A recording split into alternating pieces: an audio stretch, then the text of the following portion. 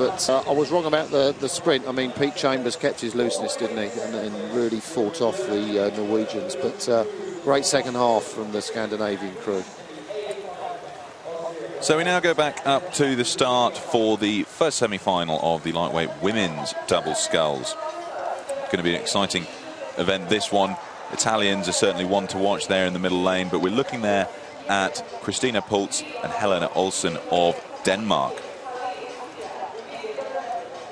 Now to New Zealand in lane 2, Julia Edward and Lucy Strack, bronze medalists at Lucerne, gold medalists at Sydney. Now we have Italy, Laura Milani and Elisabetta Sancasani. They can take gold. It'll be the first senior world championship title for the Italian women's rowing. USA in lane 4, Kristen Hedstrom and Kathleen Burtko. There we're looking at Kate Johnston and Kirsten McCann of South Africa. And in lane 6, Lucia Palermo and Maria Clara Rohner of Argentina. Argentina. Attention.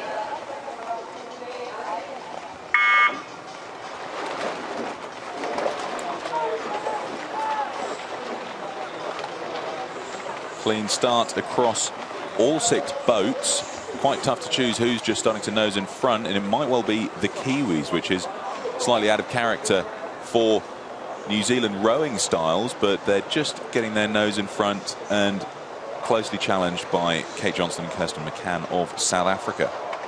Yes, certainly the other day the Kiwi combination got off the line quite quickly, and they've once again done it here today. They're currently sitting in about second, third position over there with the Danish crew. But again, in this race, as all of the previous we've seen so far this morning, top 3 will earn a spot into the A final later this week. But a very close field at this stage. Certainly the Kiwis would be one of the more highly decorated crews of this field. Only a new combination with Lucy Strack moving into that boat after Louise Ayling missed selection. But the Italians would be the crew to watch in this event. Look at the South Africans, though. They've gone off like lightning. They've got a full canvas up, which is only really half a length in a double, over the rest of the field, which is quite impressive considering they're just transitioning to the senior level from under 23 this season. So getting their nose out in front is impressive, as well as the fact that they did a 7 minutes in their repechage, which is the fastest time we've seen out of the heats and reps for the lightweight women's double sculls.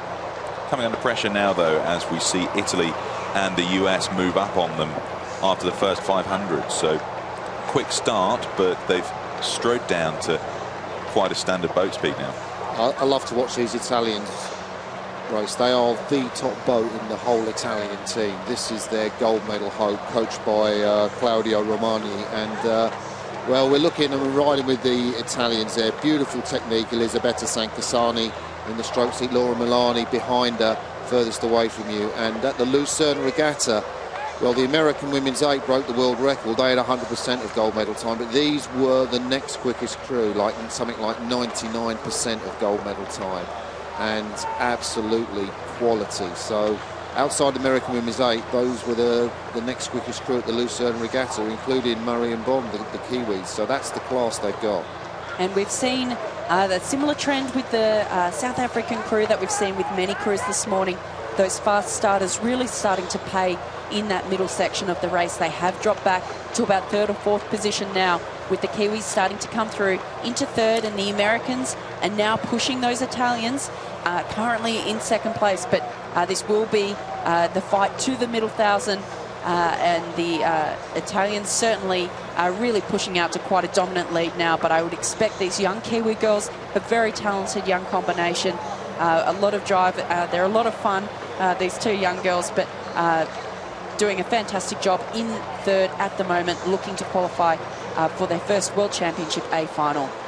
And I want to say that they're going to be under a lot of pressure from South Africa, but we know that the Kiwi tradition is that they can hold it for the first 1,000, but they find something out of nowhere, another gear or another energy reserve.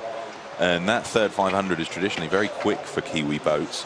and they're making that known now as they come into the second half of the race, starting to pull ahead of the South Africans and reel in the Americans. Oh, the Italians, though, they're just moving away, aren't they? Beautiful fluidity. They've got 17.3 kilometres an hour, the speed, and that is going some for lightweight women's. All these women had to row in average of 59 kilos just 2 hours before their race this morning. And, well, what is it that makes the Italians so far ahead of the other crews? Look at that. I mean, that's almost like the New Zealand pair, isn't it? The dominance that these Italian women are showing in this event. They're just extending that clear water lead with each stroke, and they were doing that through the second 500, and now they don't even look phased by the challenge that they're under. And they're rowing such a connected rhythm there. You know, there's no jolting, there's nothing rough about what they're doing. It's so smooth, long arms, relaxed shoulders. It's what I love to see. Long necks, heads nice and stable, and they're just a picture of sculling perfection out here in front, and it's really working for them. They're technically certainly the most proficient in the field, and they're just moving away and looking very, very relaxed at this point. Well, they've been showing their calibre. Gold at Lucerne, gold at Euro Champs in Seville, and wouldn't it be great if they could add a gold to their trophy cabinet as the first Italian women's gold at senior world championship level? Quite a landmark in Italy's medal-winning standings. But they certainly look set to do that. This is only the first semi, and we've got hot competition in the second semi that will be coming up straight after this. And we have seen now the Kiwis break away from that South African crew that started so quickly. They have moved very comfortably into third, and it looks clear that these three crews will progress to the A final. I reckon they're only going to be about 3 or 4 seconds off world record pace, or world's best time. 6:49, the world's best time, set by the Kiwis Aidig and Edward in Lucerne. And yeah, I think the Italians, what they went through 5:08, the 1500 metres. So what do you reckon about 1:43, 1:44 onto that? Will come very close. Yeah. Yeah. But you can see the Kiwis here starting to move up, just coming on screen. They will start to challenge the Americans now. We mentioned earlier, you don't want to come into the dying stages of a race against a Kiwi crew. They are renowned sprinters, and they are so tough, and they come from such a tough program over there at Karapura in New Zealand. And I would expect these youngsters on a pretty relaxed stroke rate of 34 right now, are certainly not through the roof. I would think that they have another gear to go yet, and would very much like to make contact with that American crew. Look at the Americans, though. They've lifted their rating up in the last 100, and they are well into their final burn. And with it, they're earning the fact that they've closed down that clear water gap over the Italians, who I don't think will be phased just yet, because they're coming out to the line into the last 200 metres and looking really strong out in front. But they've done enough to fend off the challenge from the Americans, who in turn are about a length up on the Kiwis, so looking really strong out in front. The Italians leading over the line by just over a length, the Americans in lane 4, and a length up on the Kiwis. So they're the three crews going through to the A final of the lightweight women's double sculls. Fantastic race there. Just looking at Laura Milani and Elisabetta Sankasani, they barely look tired, patting each other on the back, obviously comfortable with their